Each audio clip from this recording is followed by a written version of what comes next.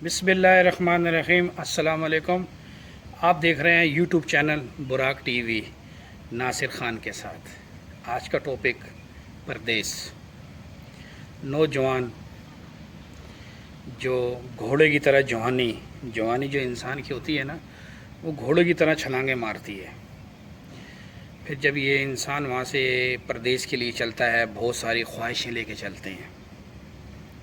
For example, एक आदमी कोई चलता है पाकिस्तान से, बहुत सारी ख्वाहिशें, मैंने बहनों की शादी करनी है, मैंने घर बनाना है। उसने बहुत सारी गुर्बत देखी हुई होती है और उसको पीछे कुछ नज़र नहीं आता है। वो बस आगे की तरह घोड़े की तरह भाग रहा होता है और फिर परदेस आ जाता है। मैं यहाँ सुबह वॉक करने के लिए आता हूँ। ये स्पैर जोन पार्क है कतर में, तो मेरा दिल था आज यहाँ बैठ के आपसे कुछ बात की जाए। मैं भी एक परदेसी हूँ, इसलिए ज़्यादा बेटर समझता हूँ परदेसियों की ज़िंदगी की। अच्छा, वो यहाँ आ जाता है, कमाता है पैसा और खूब घर वालों की ख्वाहिशें पूरी करते हैं, खूब घर पैसा भेजता है। ख़ुद यहाँ पे खुबस बोलते हैं रोटी को, खुश्क मैदे से बनते हैं यहाँ, तो वो गंदम तो है नहीं, तो मैदे से रोटी बनती है, उसका नाम है खुबस। सूखे खुबस खाता है। सुबह नाश्ता किया नहीं किया, 3 बजे उठ जाता है, क्यों 5 बजे उसने गाड़ी पकड़नी होती है साइड पे जाने के लिए, काम पे जाने के लिए। तो 3 बजे उठता है और लाइन पे लग जाता है मुँह धोने के लिए या नहाने के लिए। फिर टिफ़िन हाथ में पकड़ता है 5 बजे गाड़ी में।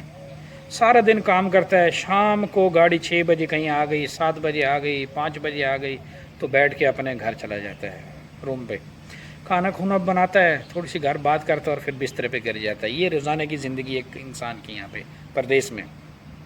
खूब पैसे घर वालों को भेजता है, घर बनाता है, शादियाँ करता है। जब इसकी अच्छा, इसके बीच में उसको जब घर बना लेता है, सब कुछ हो जाता है ना, तो इसको कोई कहने वाला बीच में कोई भी नहीं होता है कि भाई अब तुम आ जाओ, तुम्हारी हमें ज़रूरत है, तुम यहाँ आ जाओ और तुमने बहुत पैसा कमा लिया, अब यहाँ कुछ बिजनेस शुरू करो, यहाँ कुछ काम करो, आप आ जाओ यहाँ पे।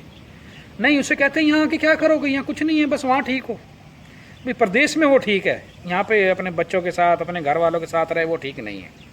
अच्छा, बहरहाल उधर वो सब कुछ करता है, यहाँ से पैसे भी भेजता है और उनकी ज़िंदगी भी संवारता है। जब इसकी शादी हो जाती है तो शादी के थोड़े दिन बाद, 2-4 या साल बाद या महीने बाद या 4 महीने बाद, कुछ गड़बड़ हो जाती है उनके घर में, बीवी की और उसकी माँ के बीच में। अब वो बैठा परदेस में, अब वो वहाँ ड्यूटी भी करता है, माँ की भी टेंशन सुनता है और टेंशन सुनता है बीवी की भी। और दोनों ये नहीं सोचती कि मेरा शोहर बाहर मुल्क में बैठा है, इसको मैं टेंशन ना दे। नहीं, तो 80% तो घर वाले ही नहीं रहने देते उसकी बीवी को।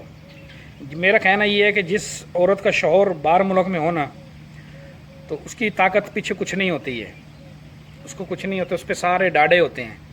तो उसका शोहर उसके सर पे नहीं होता, उसको पता है इसको कोई बोलने वाला नहीं है, तो उस पर डाढ़े होते हैं।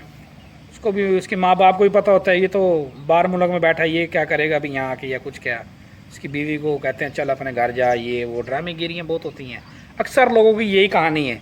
अब आप कहेंगे नहीं ये सब घरों में नहीं होता, मैं भी कहता हूँ कि ये सब घरों में नहीं होता, लेकिन अक्सर लोगों की ये कहानी यही है मेरे भाई, परदेसियों की। फिर उसको कहा जाता है कि जब गड़बड़ शुरू हो जाती है तो उसको कहा जाता है ये घर तो हमने बनाया है, तुम्हारा इसमें क्या है। और पता चले कि 14-15 लाख रुपए जो आपने इस घर में लगाया है वो ही अहम 14-15 लाख था जब ये घर बना। ना होता तो ये घर खंडरात या ये पुराने घर या किराए के घरों में रह रहे होते, जलील ख्वार हो रहे होते। ये नहीं सोचते कि हम अपने बच्चे की ज़िंदगी बनाए हैं। अच्छा, उसके बीच में क्या होता है, तो इसलिए मैं कहता हूँ ये प्रॉब्लम चलती हैं। आप यहाँ कमाएं पैसा, लेकिन अपने लिए भी प्लीज़ जोड़ें, अपने लिए भी पैसा इकट्ठा करें। सारा ही वहाँ पाकिस्तान ना भेज दे करें, या जिस कंट्री में आप रहते हैं, इंडिया, नेपाल, बांग्लादेश, जिस अफ़गानिस्तान, जिस कंट्री में भी आप के हैं, प्रदेश में रहते हैं, खलीज में, यूरोप में, सारा पैसा भाइयों पे इतबार ना करें। कोई भाई किसी का नहीं है, परदेसी का कोई नहीं है, मैं आपको सीधा बता रहा हूँ, बीवी बच्चे बस। तो अपना सेफ़ अपने लिए करें, अपनी औलाद के लिए, आने वाले वक्त के लिए। नहीं तो पता क्या हाल होगा, जब सारा वहाँ भेजते रहेंगे हैं, इमोशनल में होते रहेंगे, अत्याचार होता रहेगा तुम्हारे पे, तो फिर वहाँ पता क्या होगा, वहाँ कुछ भी नहीं होगा आपका। आप जब यहाँ से जाओगे ना, तो वहाँ पे किसी गली के नुक्कड़ में बैठे होगे, जब आप पैसे सेफ़ नहीं करके रखोगे अपने पास, तो कुछ कारोबार वहाँ नहीं कर सकते। पाकिस्तान में तो पैसा चाहिए। फिर आप किसी गली के नुक्कड़ में बैठे होगे सर्दियों में, चादर लेके और एक सिरगट हाथ में लेके, और कुक्कड़ के जिस तरह बनेरे पे नहीं बैठता, इस तरह एक गली के नुक्कड़ में कुक्कड़ बन के बैठे होगे और कहोगे ये घर मेरा था, ये घर मैंने बनाया था। फिर लोग गुजरते हुए पता क्या कहेंगे, यार इसने सारी ज़िंदगी परदेश गुजारी है, ये दिमाग से हिला हुआ है, इसकी बात में नाराज़ ना होना।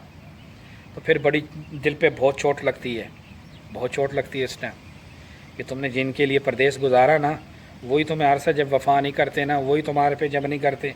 फिर कहते हैं कि बेटियों का हिस्सा है। आजकल बड़े ड्रामेगिरी पाकिस्तान में चल रही है, पैसा बेटा कमाता है और बाप ने कुछ कमाया हुआ नहीं होता, तो कहते हैं ये बेटियों का हिस्सा है, इसमें बेटियों का भी हिस्सा निकालेंगे, इसका फलाना भी हिस्सा निकालेंगे। बड़ी ड्रामेगिरी है यार।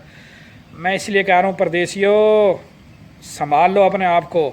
शायद कईयों को ये मेरी बात बुरी लग रही हो, लेकिन हो सकता है हम रहें ना रहें, ये हमारी वीडियो यूट्यूब पे ज़रूर रहेगी और कभी न कभी तुम्हारी नज़र के नीचे आएगी और कहोगे पागल शख्स ने एक ने वीडियो बनाई थी, बातें सच्ची करता था।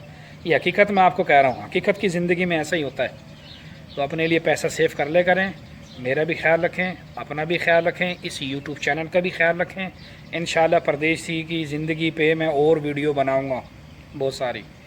ओके, अल्लाह हाफिज़, अपना बहुत ख्याल रखें। अस्सलाम वालेकुम। पाकिस्तान जिंदाबाद हमेशा के लिए।